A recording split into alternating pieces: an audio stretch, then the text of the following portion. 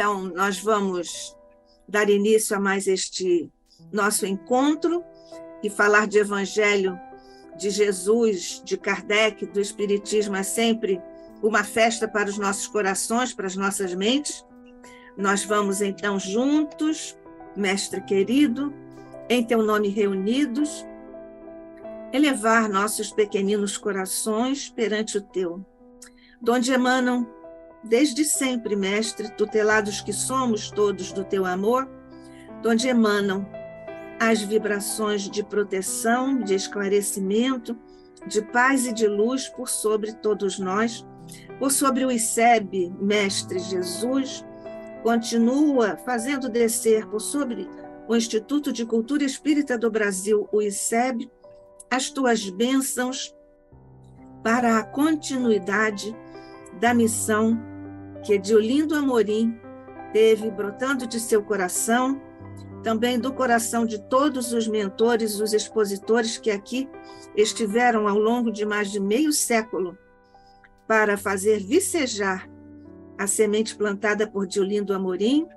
lembrando, como sempre, a figura de Jorge Andréa, nosso presidente de honra. Mestre Jesus, abençoa todos os nossos irmãos que enfrentam neste instante e em toda parte do planeta que governas, duras provas, duras expiações, que eles todos possam sentir como nós agora, a tua paz, a tua luz, o teu enternecimento sob o manto de Maria, nossa mãe, por teu legado neotestamentário.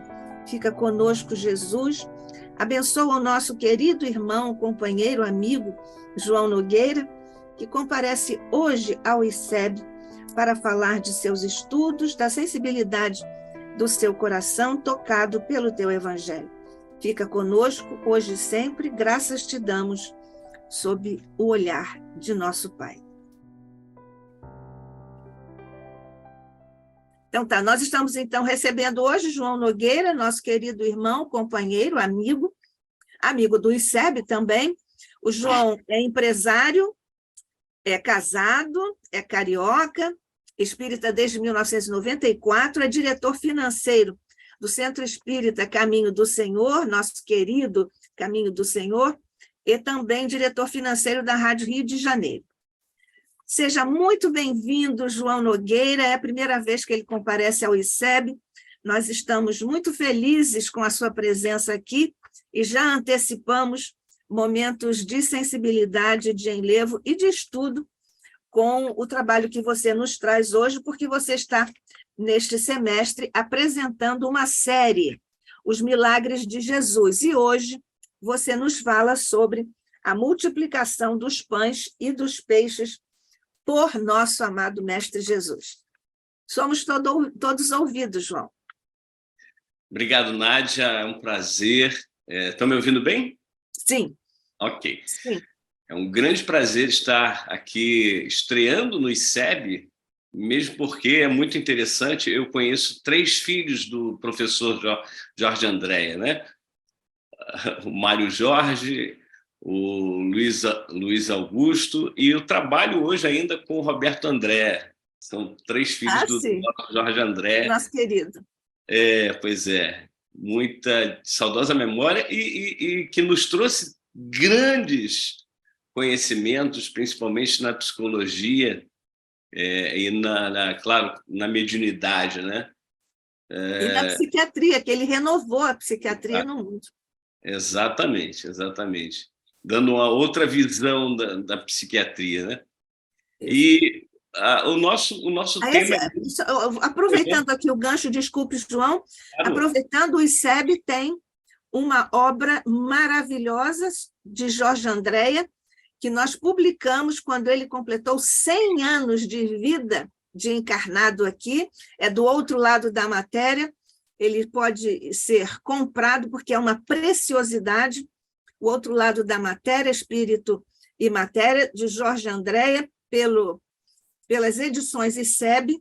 Então, vocês podem, pelo 2224-1060, 2224-1060, podem se informar e comprar esta preciosa obra. Obrigada pelo gancho, viu, João? Nada, é muito bom isso. E falando em Jesus, né, a Nádia sabe do carinho que eu tenho, da apreciação, da admiração imensa por esse espírito que é o nosso guia e modelo, e que veio há 2000 anos, né, e nos ensinou e nos ensina ainda hoje, com certeza, porque ele mesmo diz no final do Evangelho segundo Mateus: eu estarei convosco todos os dias, ou seja, todos os ciclos, né, até todos os períodos, até o fim dos chamados ciclos evolutivos. E ele continua conosco, ele continua nos ensinando, nos inspirando, nos mostrando caminhos. E há 2000 anos ele se utilizava de todos os recursos possíveis ali para aquela época e que podiam ser vistos, podiam ser sentidos por aqueles irmãos que, à época, talvez nós também estivéssemos lá, alguns de nós, pudessem perceber o verdadeiro propósito de Jesus, que eram os ensinamentos dele.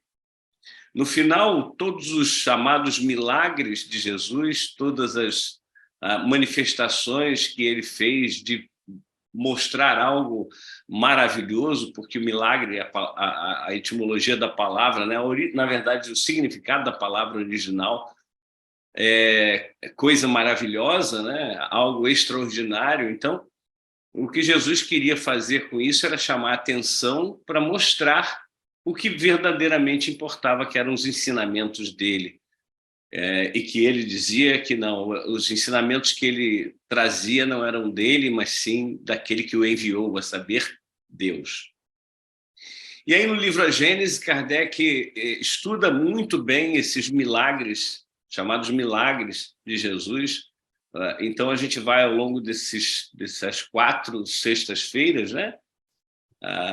Março, abril, maio, junho, abordar esses milagres de Jesus. E hoje a gente começa por um que é relatado, aliás, acontecem 2 multiplicações de pães e peixes, e são relatados por todos os 4 evangelistas, por isso que dá esse peso, inclusive, de veracidade, né? Ou seja, aconteceu realmente essa multiplicação de pães e peixes.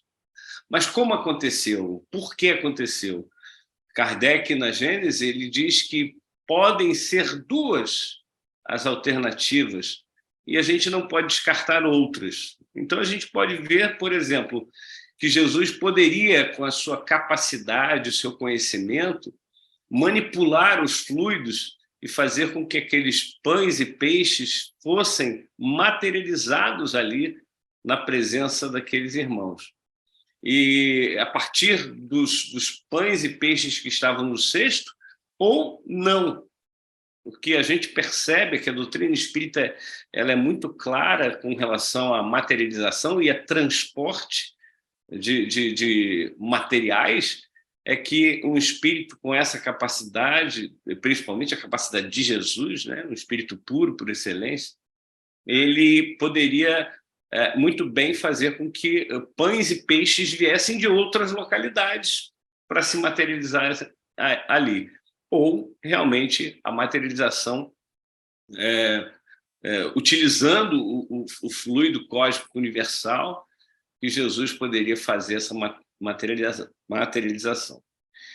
Uma outra vertente que Kardec chama muita atenção é exatamente que quando nós estamos, e eu fico imaginando, né, quando nós estamos ligados em algo que é muito interessante, nós não sentimos fome, não sentimos sede, não sentimos nem cansaço, né? Apesar de muitos de nós já termos passado os 50 anos, né, Nádia? E aí o corpo físico ele reclama, né? Mas tem determinadas palestras que a gente participa que a gente não sente cansaço, a gente não sente sono, a gente não sente fome, a gente não sente sede, ficamos ali embevecidos com aquilo. E eu fico imaginando Jesus falando. A gente para ouvir um Divaldo, para ouvir um Rossandro e outros mais que têm o poder, o dom da oratória, o poder da oratória grandioso de realmente magnetizar as pessoas. Eu fico imaginando, então, Jesus, né? Essa capacidade imensa que ele tinha de magnetizar, de atrair as atenções.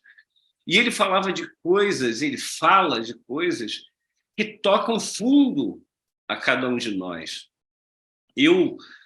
Ao longo do tempo, a Nádia conheceu bem o nosso Gastão, que eu sempre, quando ia na casa dele, no apartamento dele, pegar material do programa Caminho do Senhor, para ir para a Rádio Rio de Janeiro, fazer ao vivo. Naquela época, a gente fazia ao vivo à noite, das 11 à meia-noite. Ele dizia assim: João, bota o coração para falar. E aí eu brincava com ele, dizendo: então tá, um beijo no coração. Ele não gostava, ele falava que coração não se beijava. E aí eu falava: então também não, o coração não fala. Mas é claro que é uma figura que o Gastão passava, que era: fala com sentimento, fala de forma que você realmente chegue ao sentimento da pessoa. No domingo passado, eu fui fazer uma palestra num centro, o Centro Espírita Sheila, ali na Freguesia, e um lugar muito aprazível, muito gostoso, a natureza toda em volta. É um centro diferente, né? Porque ele só tem a parte de cima, o teto, e a parte de trás, que é a casa. Mas a parte dos fundos de quem tá lá na assistência fica uma verdadeira floresta, passarinhos, etc. Então, é muito gostoso, muito bonito.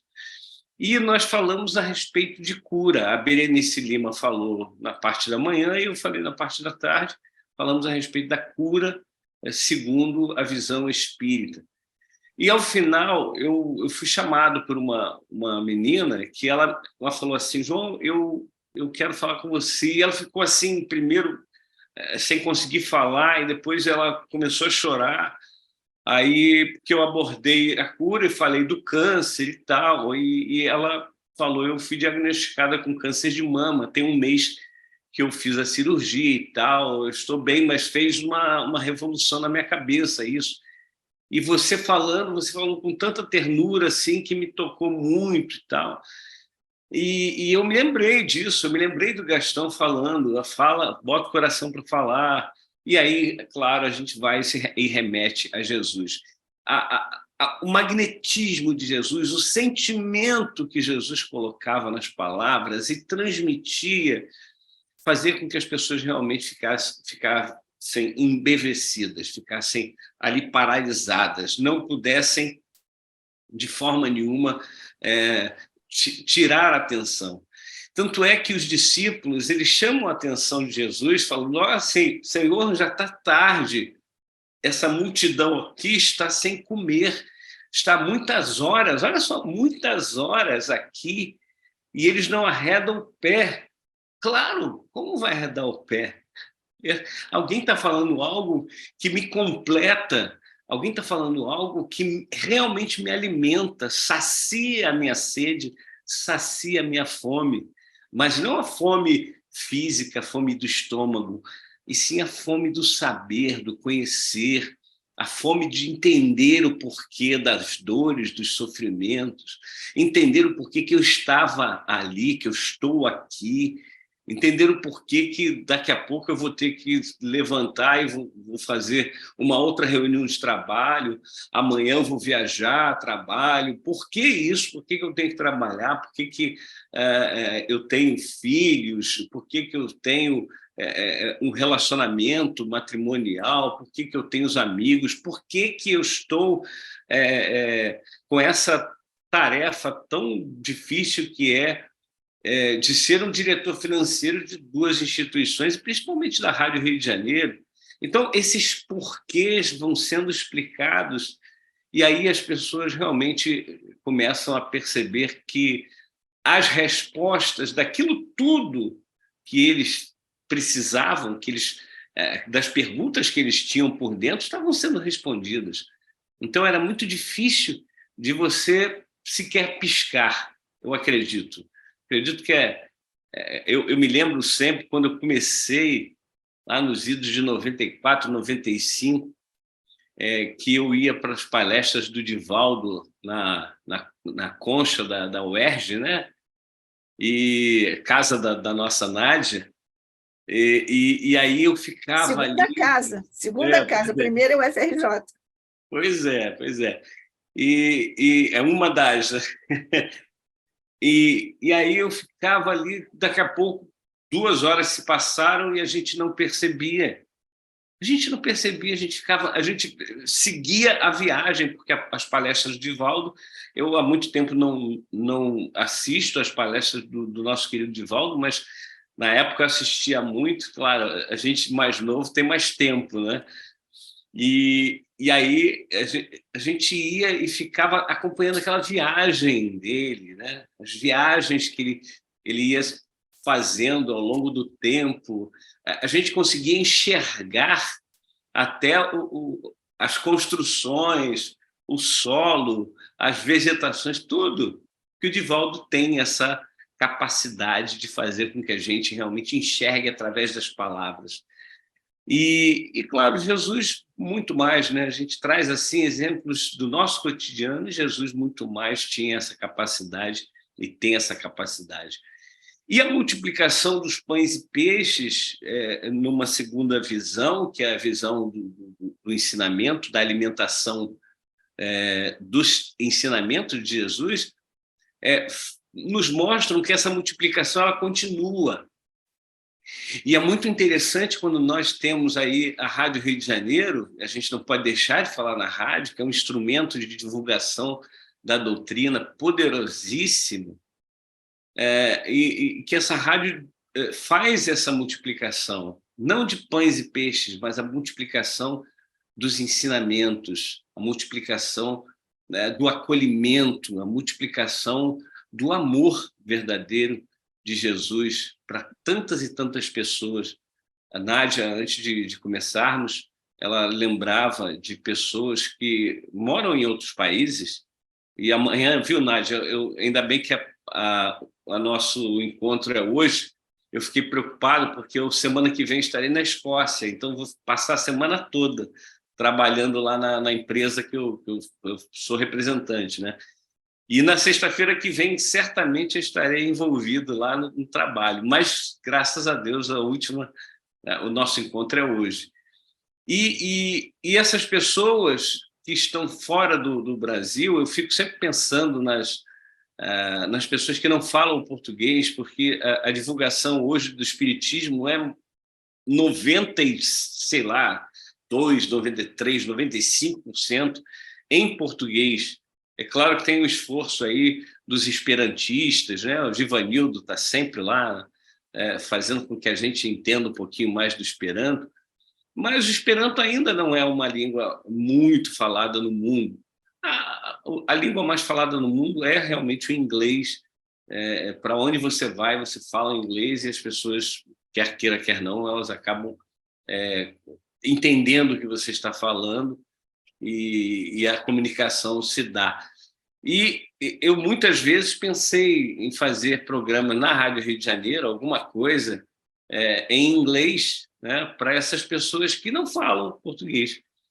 Eu baixei, inclusive, o Livro dos Espíritos, o Evangelho segundo o Espiritismo, que tem as versões em inglês, e mandei para alguns amigos fora do Brasil.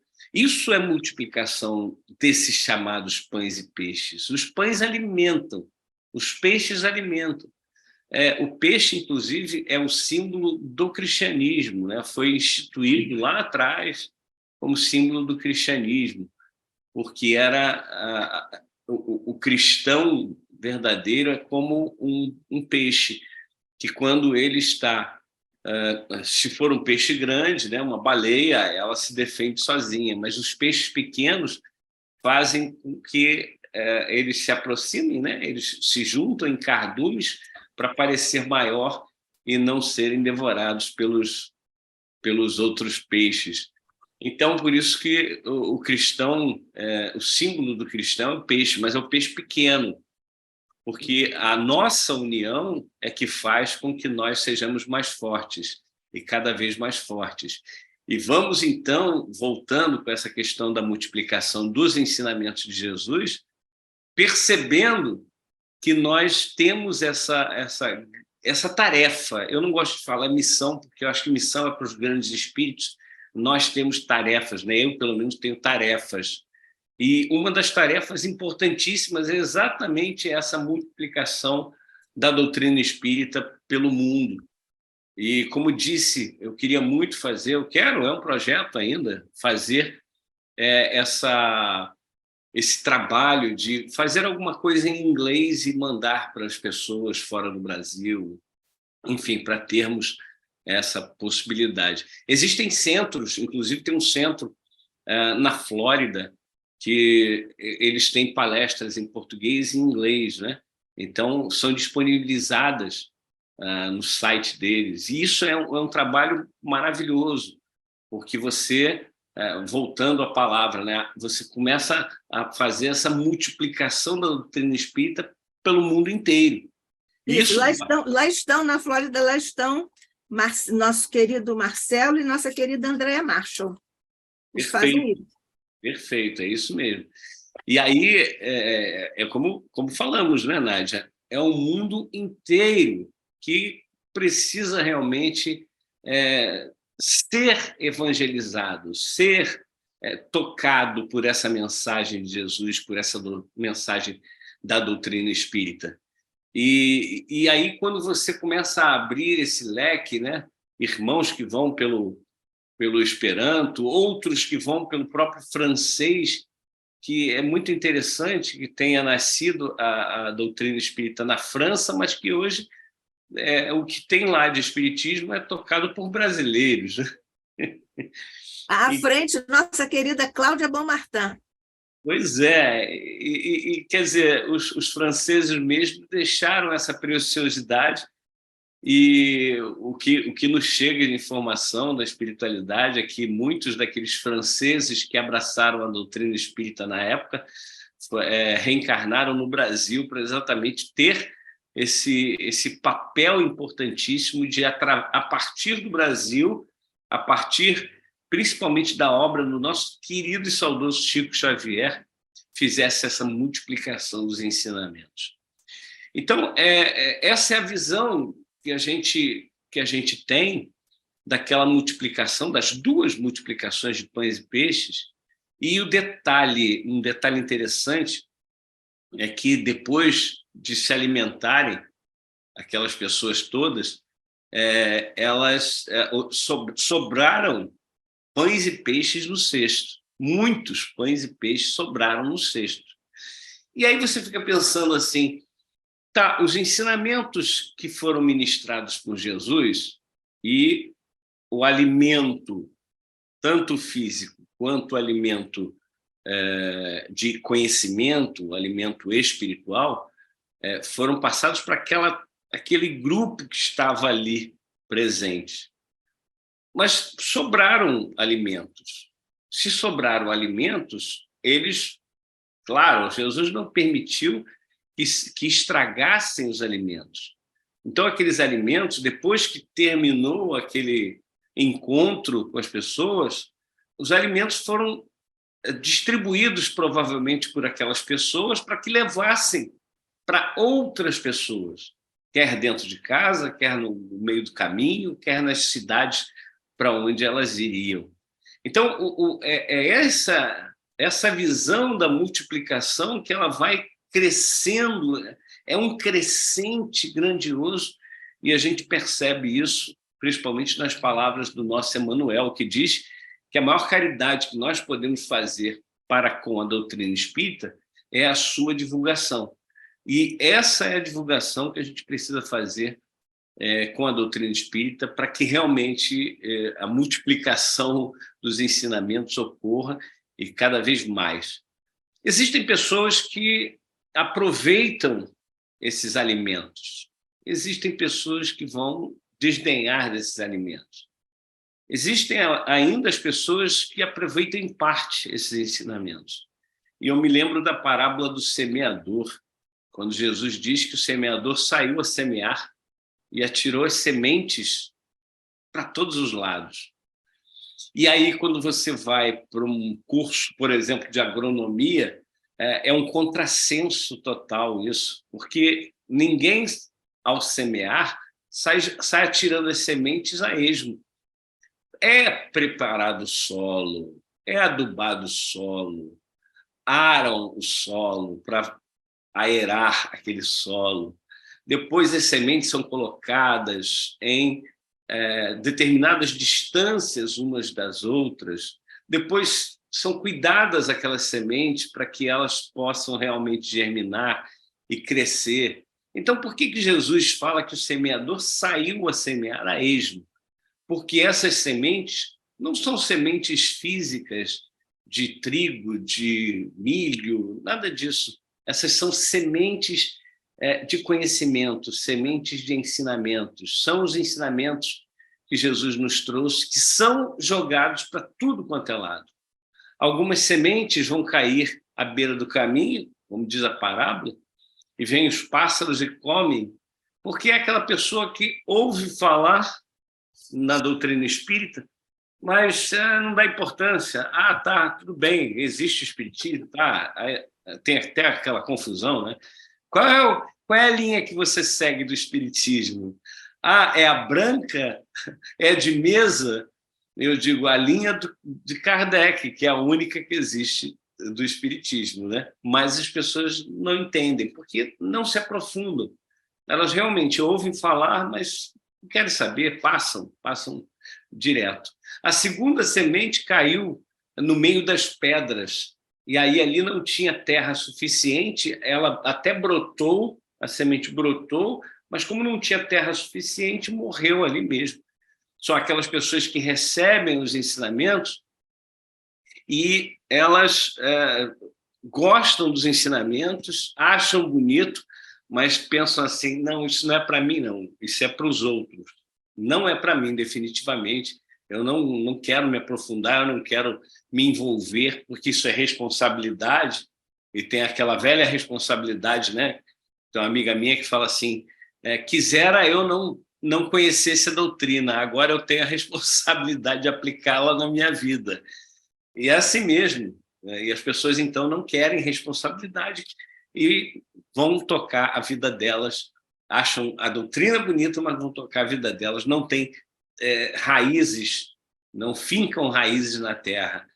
Tem a outra semente que caiu no meio dos espinheiros e até nasceu, cresceu, mas os espinhos sufocaram essa planta nascente e aí veio a morrer. Jesus nos fala que essas pessoas que recebem os ensinamentos e que os cuidados do mundo impedem que elas prossigam, né? Fazendo com que esses ensinamentos façam parte da vida delas. É exatamente quando nós estudamos a doutrina espírita, adoramos a doutrina espírita, vamos ao centro para ouvir as palestras, para acompanhar os estudos e etc. e tal, mas eu tenho que trabalhar, eu tenho que dar conta da minha vida, eu tenho que ganhar mais dinheiro, eu tenho que comprar uma casa, eu tenho que comprar 2 casas, eu tenho que comprar um carro, 2 carros, enfim, são os cuidados do mundo que sufocam a planta nascente. E o último grupo de sementes cai na terra boa. E essa terra boa, ela produz, algumas sementes produzem a 30, outros a 60, outros a 100 por um, que é exatamente a terra boa que a gente pode comparar. As pessoas que recebem os ensinamentos espíritas gostam, aplicam na sua vida, trabalham no movimento espírita, divulgam, trabalham nessa divulgação. São pessoas como Nádia, como está aqui o Fabiano. Fabiano é o nosso conselheiro também, não é, Nádia? Acho que sim. É um americano. Então, pessoas que divulgam, o nosso Gerson Simões Monteiro, que tanto trabalhou para divulgação... Não, né, Fabiano? Tá bom. Tanto trabalhou para a divulgação da doutrina, né? Tanto na antiga UZERJ, quanto na própria Rádio Rio de Janeiro. E aí alguns conseguem multiplicar esses ensinamentos, como Jesus disse, a 30 por 1, ou 30%, a 60%, e alguns 100%, mas aí 100% só daqui a muitos milênios, quando nós formos espíritos, pelo menos espíritos superiores. E é esse trabalho do cristão, é esse trabalho do espírita. A responsabilidade do espírita é exatamente a divulgação, a multiplicação, o crescimento desse movimento, que é um movimento de amor. Não é um movimento que não envolva amor, tem que envolver amor. Se não envolver amor, a gente vai ficar naquela tecnicidade, sabe, de passar um conhecimento apenas no plano. E Nádia, como professora, meu Deus do céu, a experiência que ela tem de quando, certamente, alunos ovacionaram muito a Nádia por conta dessa didática que é aplicada, que tem que ser aplicada para as pessoas que estão recebendo os ensinamentos. E eu estou aprendendo muito toda vez que a gente faz debate. A Nádia senta ali do meu lado, o André me dá o prazer, né, de substituí-lo, e aí a gente vai aprendendo o jeito de falar, essa coisa até a fonética das palavras, né, o som das palavras, como falar, treinar a oratória. Isso é importante. Tudo isso é importante. Não é só ter conhecimento e despejar conhecimento. É adquirir esse conhecimento, tentar vivenciar esse conhecimento para transmitir esse conhecimento. Isso é fundamental. Porque se a gente ficar, volto a dizer, na tecnicidade apenas, né, naquela coisa do horizontal ali, eu não vou tocar muitos corações. Muitas pessoas não vão se sentir tocadas, não vão sentir aquele ensinamento, sim, só ouvir, só ver, né? Mas nós somos um ser integral e o emocional de cada ser é muito importante. Se a gente toca o emocional da pessoa, certamente a gente vai ganhar ali uma pessoa, pelo menos com interesse de conhecer, com interesse de se aprofundar, com interesse de fazer com que aquilo seja parte da vida dela. Então, é a grande tarefa dos espíritas, além de ter o conhecimento, divulgar o conhecimento e saber divulgar esse conhecimento, saber transmitir, saber multiplicar esses conhecimentos. E é uma tarefa difícil, porque nós temos que nos olhar. Quantas vezes eu perguntei para o Gastão, e aí, o que você achou da minha participação no programa? E aí ele dizia assim, você tem que se ouvir. Aí, por que a gente tem que se ouvir? É importante, tem gente que não gosta de se ouvir depois nas gravações, seja vídeo, seja áudio somente, enfim. Mas é importante nós nos ouvirmos, nós nos vermos. Não é? Depois eu vou pegar, até é bom, a viagem são quase 11 horas de voo daqui a Londres, depois mais um trecho para Edimburgo, e esse tempo é bom para a gente pegar alguns vídeos nossos e assistirmos. E tem gente que fala assim, mas isso aí você está sendo vaidoso, você gosta de se assistir. Não, é importante se assistir para exatamente corrigir certas coisas. Por exemplo, a gente faz um programa chamado A Consolação de Jesus, e é muito interessante a composição desse programa, que eu faço 3 gravações de 1 minuto e pouco, 2 minutos, às vezes até 3 minutos e pouco. A primeira é a introdução do programa, né? Você começa falando a respeito do programa, anuncia o trecho que vai ser lido, que a gente faz o estudo do Novo Testamento à luz da doutrina espírita. Então, o segundo áudio, então, é a leitura do trecho em questão, e o terceiro áudio é a preparação, né, para as pessoas que vão participar. E são 4 irmãos que participam conosco. Eu mando no grupo de WhatsApp esses 3 áudios, e cada um deles vai ouvir e um manda. Um mandou, aí os outros ouvem, aí o outro manda, e depois o outro, e depois o outro. Às vezes os 4 participam comigo e mandam seus áudios. E os áudios eles vão encaixando perfeitamente um no outro. E o que ocorre? Muitas vezes eu percebo aqueles erros de vícios de linguagem, né, tá e etc. E aí eles falam assim, e aí, João, como é que tá? Aí eu lembro do Gastão e falo assim, ouça o que você falou, ouça o seu áudio, se assista, se perceba para ir realmente melhorando cada vez mais e fazendo com que a mensagem que você tem a passar possa ser realmente captada, não apenas pelos ouvidos, não apenas pelos olhos, mas pelo seu ser, pelo seu sentimento, pelo seu, parabolicamente, pelo seu coração. Isso é fundamental, isso é importante. E a gente vai, então, se moldando e, eu fiz isso, não foi legal. Eu falei aquilo, da próxima vez eu não falo mais isso. E a gente vai aprendendo, porque ninguém está perfeito ainda, ninguém está pronto ainda, né? A gente tem muito caminho para chegar, até chegar na perfeição, nós temos muitas coisas a fazer ainda, né? Então, olha o Né aí, ó, tá vendo? A gente tem que cortar o Né. Às vezes o Né funciona também, não é?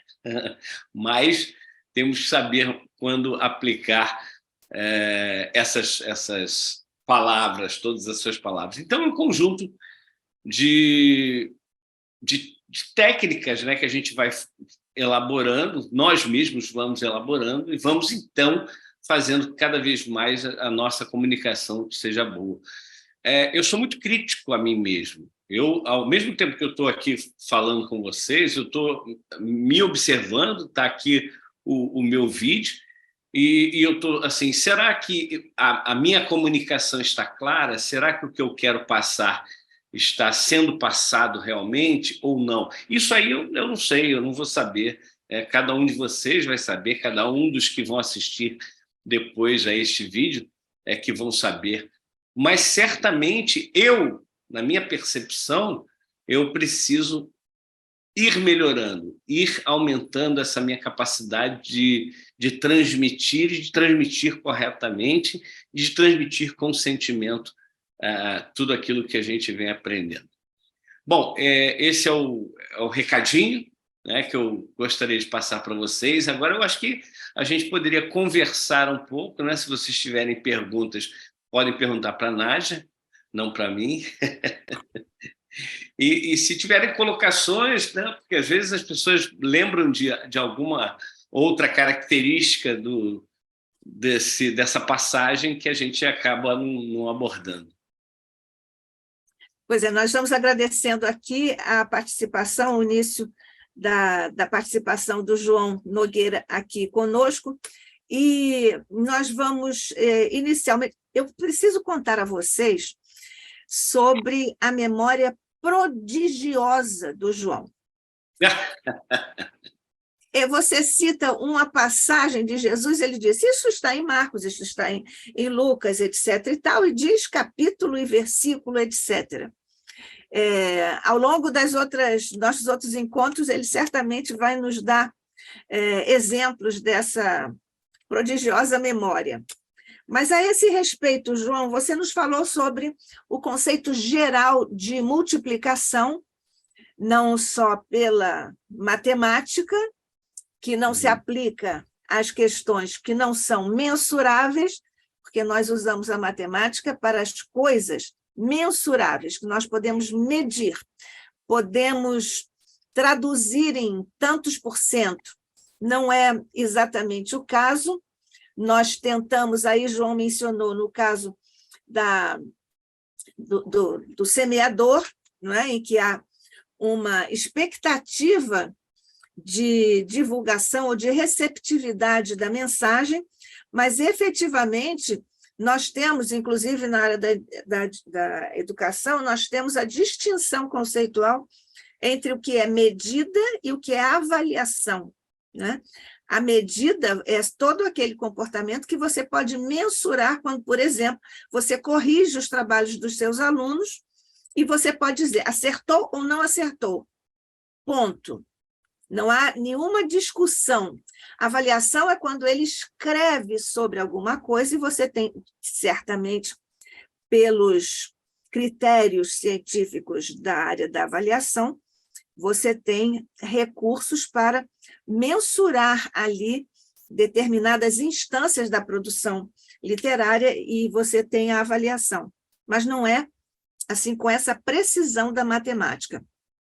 Então, foi isso que João nos trouxe com abordagens ou interpretações ou possibilidades de nós entendermos o que é a multiplicação.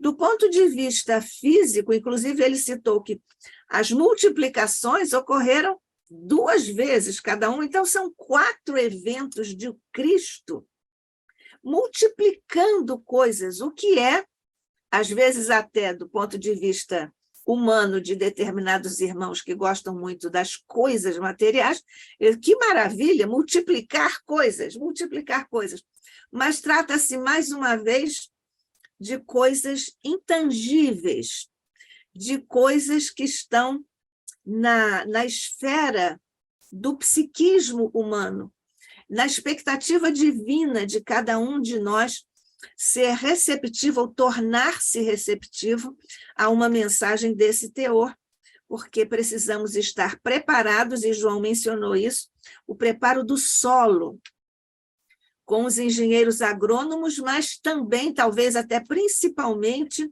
com os lavradores. Eles têm uma intimidade profunda com aquela relação com a terra, com a relação que, de um ponto de vista magnético, eles imprimem ali quando lançam a semente, quando regam aquele lugar, e depois quando se exterioriza a alegria de ver o fruto do trabalho, que é, certamente, a alegria de Jesus quando vê que cada um de nós já se tornou, até certo ponto, um solo fértil para o acolhimento da sua semente. Mas, João, a questão da multiplicação de pães e peixes, como é que se deu exatamente do ponto de vista fenomenológico e vibratório a multiplicação? Como é que isso se dá? Como nós falamos no início, eu não dei muita ênfase a essa passagem, porque o fenômeno da multiplicação, que pode ser da materialização dos pães e peixes, por parte de Jesus, ele se utiliza ali dos... Fabiano está colocando alguma coisa aqui no chat. Se você termina, depois eu passo, fica tranquilo. Tá bom. E Kardec, então, nos traz que Jesus poderia, assim, materializar os pães e peixes se utilizando dos fluidos que ali estavam contidos.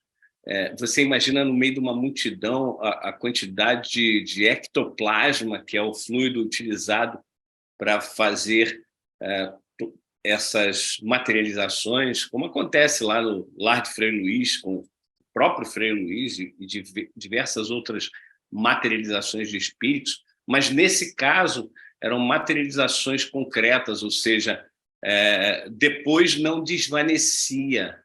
A materialização dos pães e peixes era para que eles pudessem consumir aqueles alimentos.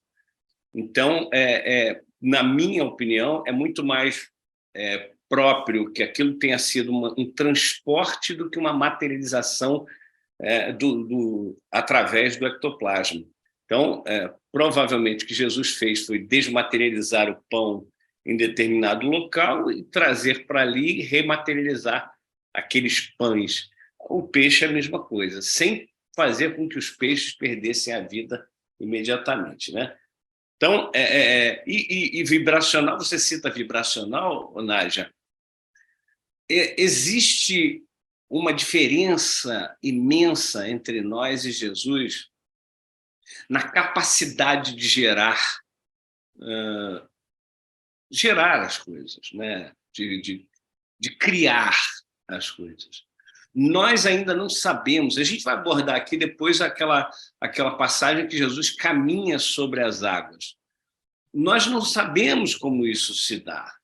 Nós temos uma ideia. Kardec nos dá uma aula grandiosa, né? O Fabiano está colocando aqui, que a Nádia depois vai trazer para nós,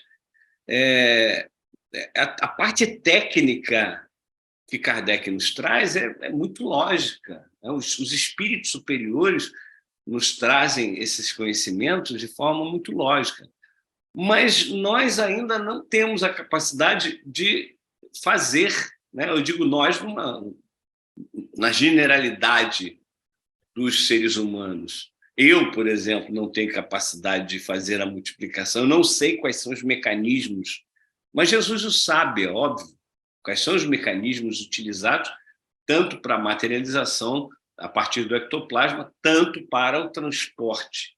Então, o nosso aprendizado ainda tem que ser um aprendizado longo nessa parte técnica, nessa parte de como se dá o fenômeno para que possamos entender. Isso. Então, nós vamos aqui falar com o Fabiano Pereira Nunes, que também é nosso expositor aqui, nosso querido amigo. O Fabiano postou o seguinte, João: Allan Kardec fundamenta sua análise desse milagre na questão da palavra. O prodígio, no caso, está no ascendente da palavra de Jesus, poderosa bastante para cativar a atenção de uma multidão imensa, ao ponto de fazê-la esquecer, a multidão, fazê-la esquecer de comer. Esse poder moral comprova a superioridade de Jesus muito mais do que o fato puramente material da multiplicação dos pães, que tem de ser considerada como alegoria. Ele cita que está aqui no item 48 do capítulo 15 de A Gênese, os milagres segundo o Espiritismo. Quer comentar, João? Não, é exatamente isso, é o que nós falamos, ou seja, a questão física da multiplicação é possível, Kardec coloca isso como sendo possível, mas a visão de Kardec, a interpretação de Kardec era que era uma parábola, era uma alegoria, era essa capacidade grandiosa de Jesus de manter a atenção nele. E aí as pessoas não sentiam fome, não sentiam sede, não sentiam, como disse no início, não sentiam dor no corpo, e estavam ali magnetizadas mesmo pela capacidade de Jesus de transmitir aqueles ensinamentos. Porque o espírito comanda a matéria, né? Essa frase o André Luiz me mandou certa vez numa psicografia lá do nosso querido GEAL, o Grupo Espírita André Luiz, minha casa querida aqui, a qual eu agradeço muito, muito, muito. Lembrando, né, João, que a palavra é material. Nós pensamos que a palavra, e até dizemos, palavras voam.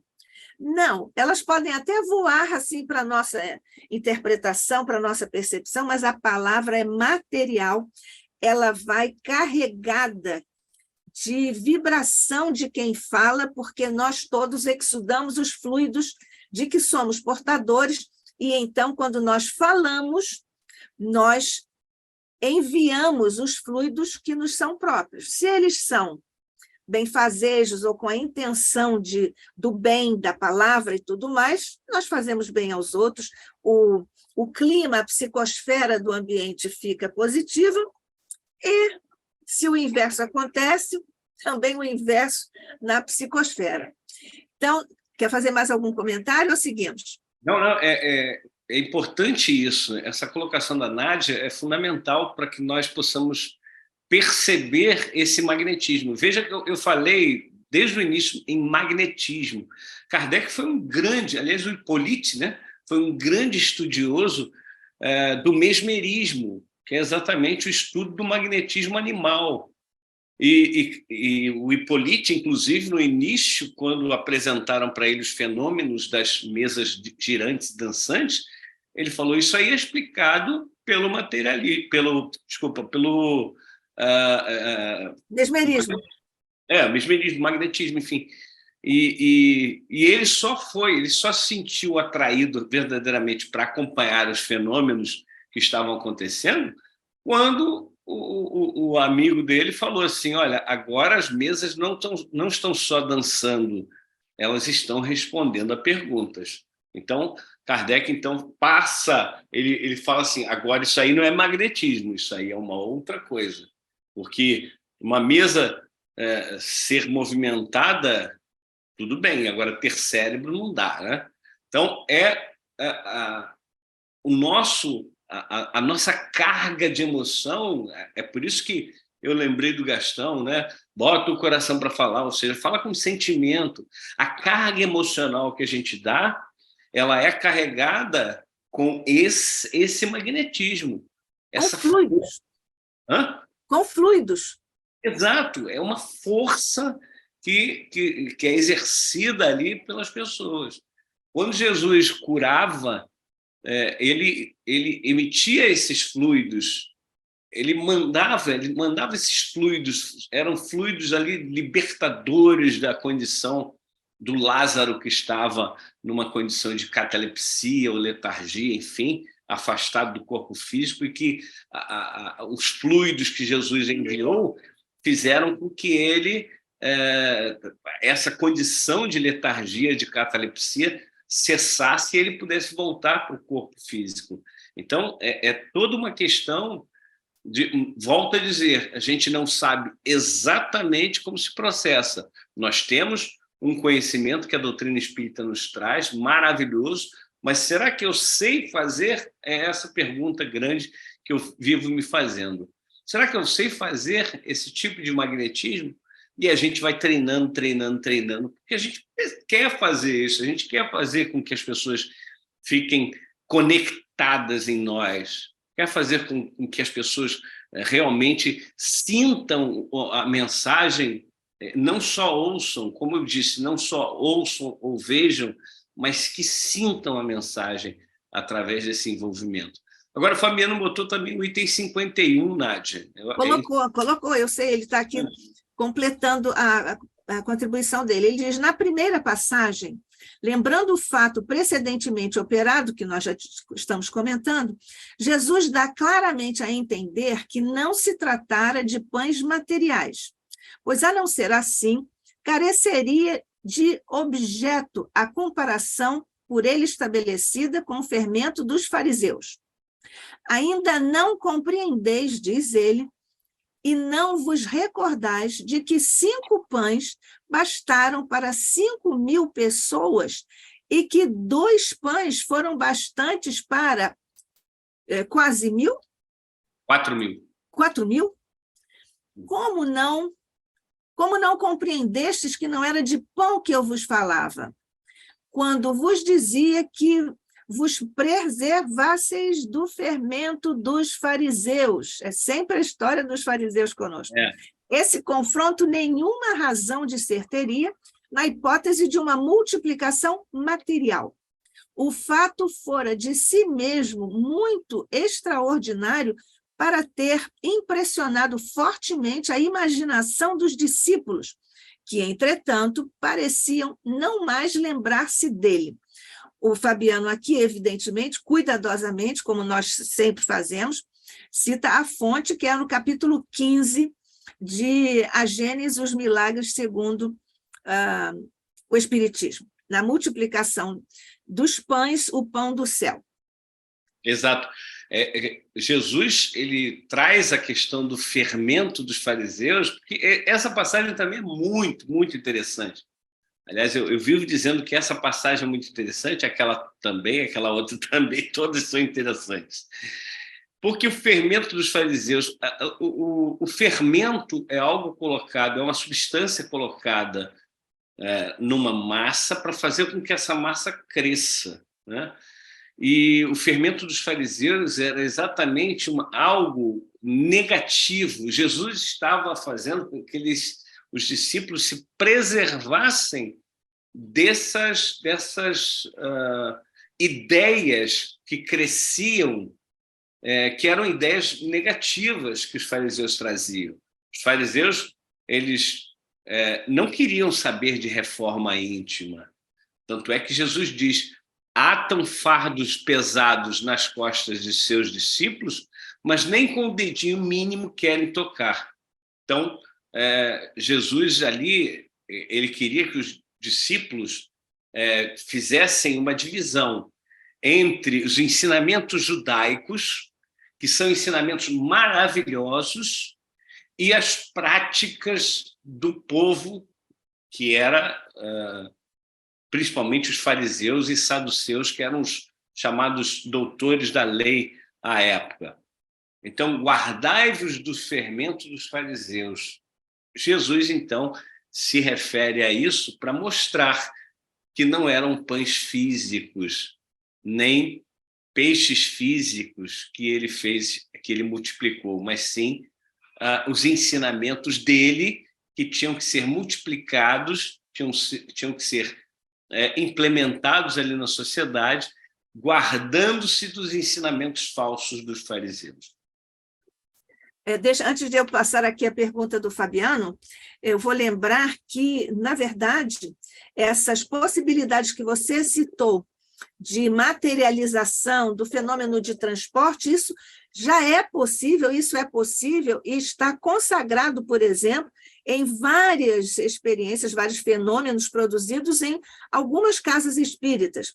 No nosso grupo espírita André Luiz, na cidade do Rio de Janeiro, nós temos lá, temos até um museu do centro, em que houve casos de transporte de flores, enfim, de materialização com fluidos, naturalmente, materialização de vários objetos, de várias coisas, porque essa é uma possibilidade que está aberta segundo a lei de Deus, segundo as possibilidades da lei de Deus. Isso é possível e já acontece no nosso nível de experiências nas casas espíritas. Evidentemente que Jesus poderia fazer essa multiplicação de 5 mil, 10 mil, 100 mil, ele poderia fazer isso com toda facilidade, ele é o governador do planeta. Quando chegou a modelar aqui o nosso planeta, ele já conhecia todas as possibilidades de combinação de todos os fluidos. Mas aqui, naturalmente, talvez seja mesmo essa questão do Kardec, com a palavra, o magnetismo da palavra, que faz isso. E lá atrás, o William Crookes foi convocado pela realeza para desmascarar o espiritismo, né? Então, ele ficou 2 anos estudando a materialização da Kate King através da médium Florence Cook, e ele pesava, ele prendia a Florence Cook, ele fez vários experimentos e, ao final, ele falou assim, o espiritismo é verdadeiro, não é falso, não. O espírito existe, o espírito pode até ser materializado e pesado, medido. Então, o que eu comentei é bom até reforçar, Nádia, não é questão de que não exista. Nós, provavelmente, a grande maioria de nós ainda não tem a capacidade de compreender a fundo como se processa isso, né? Porque esses fenômenos eles são elaborados e são levados a termo por espíritos altamente capazes, né? Com grande inteligência. O João querer materializar alguma coisa aqui que não vai dar certo, não. Então, vamos lá, a pergunta que o Fabiano aqui, obrigada, Fabiano, ele digitou aqui a participação dele. Os discípulos e seguidores não eram espíritos puros, Portanto, a questão dos fluidos não justifica a capacidade deles em alimentar o povo com a palavra. Dessa forma, você acha, João, que o conteúdo enfatizado, o conteúdo otimista, libertador, positivo e transformador, pode ser a chave para entender a adesão do público à ideia? Você captou perfeitamente, Fabiano. É isso, é isso. Nós precisamos ter uma comunicação do Evangelho de Jesus, uma comunicação da doutrina espírita dessa forma, otimista, libertador, positivo, transformador. Porque se nós não acreditarmos nisso e não passarmos isso, nós estamos pura e simplesmente sendo aqueles papagaios que vão repetindo as coisas sem que aquilo tenha tido efeito dentro de nós. Para que vou repetir aquilo que nós já falamos, que a Nádia tem essa capacidade pela própria característica dela e da profissão dela, que é a forma de transmitir é fundamental. Não podemos ficar naquela coisa de ficar repetindo, e sem que aquilo toque a gente, sem que eu sinta.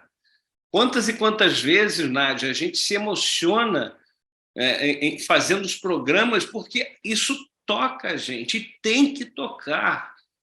Não podemos imaginar que alguém vai receber o ensinamento de alguém que fica lá, blá, blá, blá, blá. Não tem como. Vamos lá. É o sentimento sendo carreado por esses fluidos até as pessoas que estão recebendo essas informações neste momento. Muito bem, Fabiano. Pois é, lembrando, João, que toda vez que nós nos reunimos para estudar ou falar sobre essas questões transcendentais, superiores, mais do que superiores, nós estamos assistidos também pelo magnetismo dos nossos amigos espirituais, dos nossos mentores. Por isso, nós temos, então, potencializada a nossa pequena parcela de contribuição emocional vibratória, mas isso é potencializado em benefício, não de nós, mas em benefício da mensagem, que é o nosso compromisso, né? Exatamente. O João...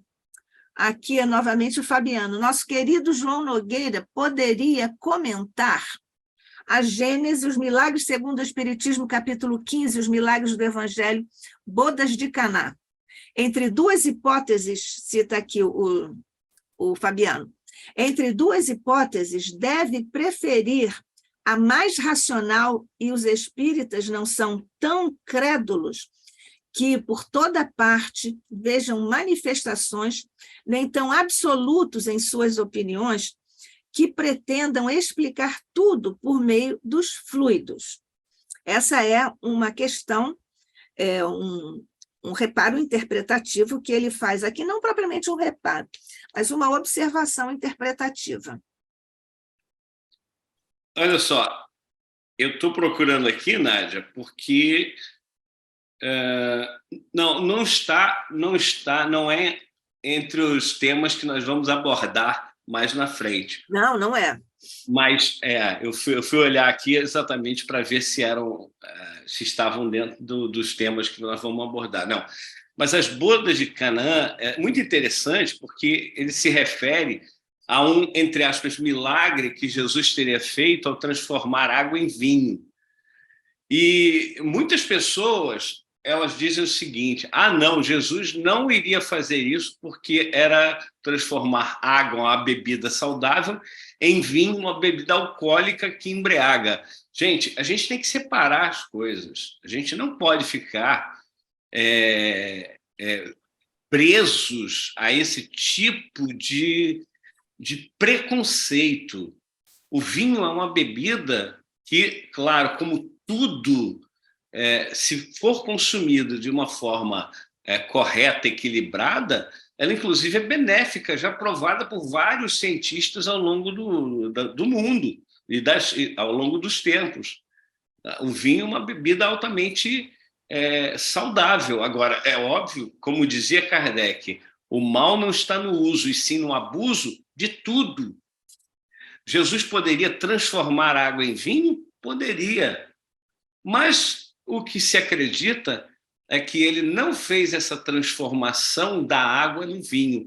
As pessoas, ao beberem a água, sentiam-se muito bem, sentiam-se como se estivesse realmente ingerindo uma bebida diferente.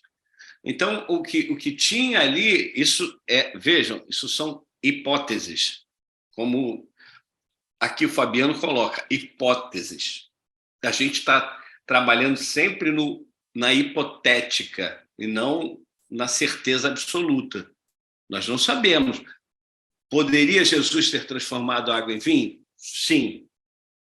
O João vai voltar em abril, no dia 28, para falar sobre a cura do cego de nascença. Ele vai voltar em maio, no dia 26, para falar sobre as bodas de Caná. Então eu não vi aqui, então eu não marquei aqui. Dia 26 de maio, e em junho ele vem até nós para falar sobre acalmar a tempestade, aquela maravilhosa calma da tempestade. Deixa eu até mudar aqui. Então, em maio que a gente tem a boda de Caná, né?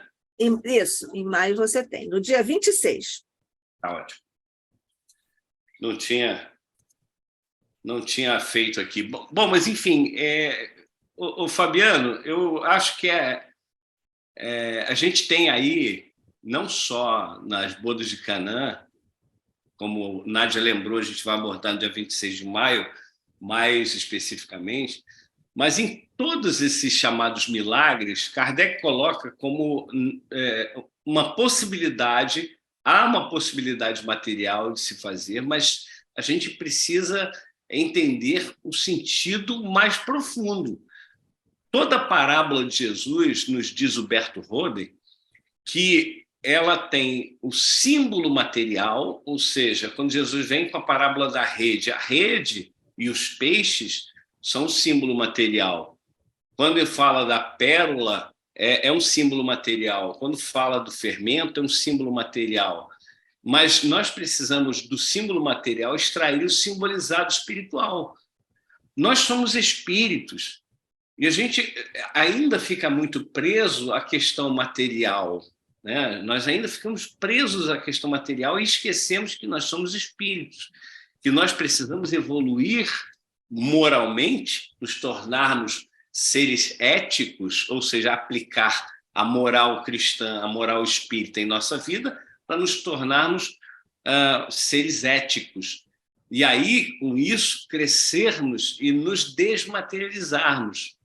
As questões 11 e 18 do Livro dos Espíritos nos mostram que nós, ao longo desses milênios e dessas inúmeras reencarnações, desencarnações, reencarnações, nós vamos nos aprimorando e nos, entre aspas, nos espiritualizando ou nos desmaterializando. Nós vamos deixando de ser tão materializados para nos tornarmos mais espiritualizados. E é tão interessante isso que, se nós pegarmos a Revista Espírita de 1858, eu não lembro se é março ou maio, mas eu acho que é março, um espírito chamado Palissy, que teve uma encarnação na França como Palissy, ele vem nos trazendo as impressões do planeta Júpiter, que é um mundo feliz. É o planeta mais evoluído do sistema solar, segundo o Palissy e os estudos que Kardec nos traz. Então, ele vem falando da desmaterialização do corpo físico naquele planeta. Isso quer dizer que nós, ainda nesse corpo tão denso, é como se fosse um escafandro, né? Aquela roupa que o mergulhador utiliza, pesada, para descer nas profundezas do mar. Nós estamos com esse escafandro, é um peso, é um corpo que se arrasta, o nosso movimento é lento, ao passo de que nesses mundos mais evoluídos os corpos são muito fluidos, muito mais fluidos do que materializados, melhor dizendo. menos densos, melhor palavra é isso, melhor definição, menos densos. Então, a movimentação é muito mais tranquila. Vocês imaginam a alimentação desses corpos, como deve ser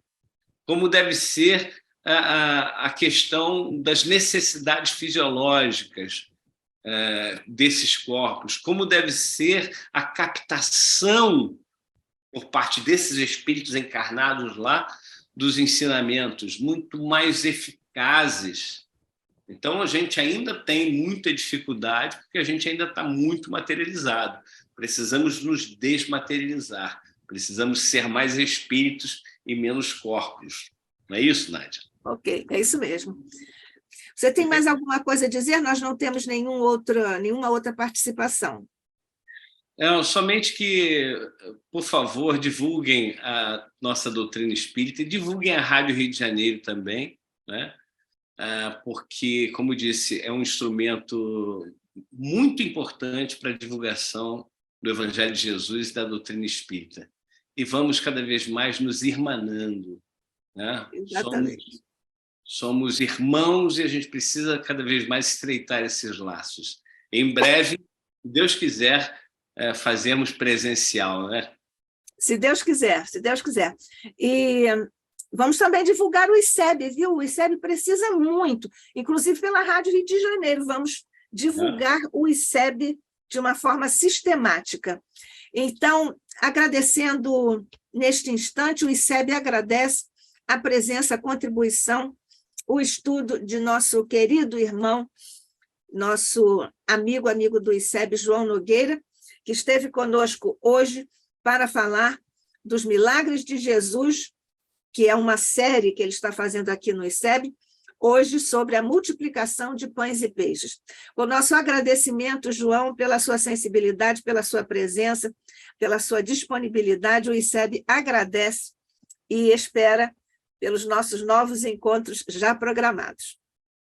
Eu que agradeço. Muito obrigado. Um abraço a todos. Deus nos abençoe. Nós vamos orar juntos, voltando nos corações e mentes para o coração e a mente de Jesus, de Maria, de nossos anjos da guarda, de nossos amigos espirituais. Juntos, então, mestre querido, na gratidão que nos compete diante da tua presença junto de nós, da bênção que sempre estendes por sobre o ICEB, por sobre os nossos estudos, tu bem sabes, muito criteriosos, muito sinceros, profundos na justa medida de todas as nossas possibilidades. Nós agradecemos, portanto, Jesus, as bênçãos por sobre nosso querido irmão João Nogueira, as bênçãos por sobre todos nós, que não só estivemos aqui juntos neste estudo, mas por sobre todos os que trabalhamos no ICEB em ambos os planos de existência, sobretudo Jesus, abençoa os nossos mentores, que empregam sua vibração, sua cultura, seu amor ao teu Evangelho, a Kardec e ao Espiritismo, aqui no ICEB. Fica conosco, abençoa todos os nossos irmãos nas várias faixas de experiências no planeta Jesus, que diriges com teu coração e tua mente, soberbamente trazidos até nós como dimensão cósmica para o nosso planeta, para a nossa evolução neste recanto de paz e de luz que está reservado pelo teu coração a todos nós. Fica conosco hoje e sempre, graças te damos sob o olhar de nosso Pai. Assim seja, hoje e sempre.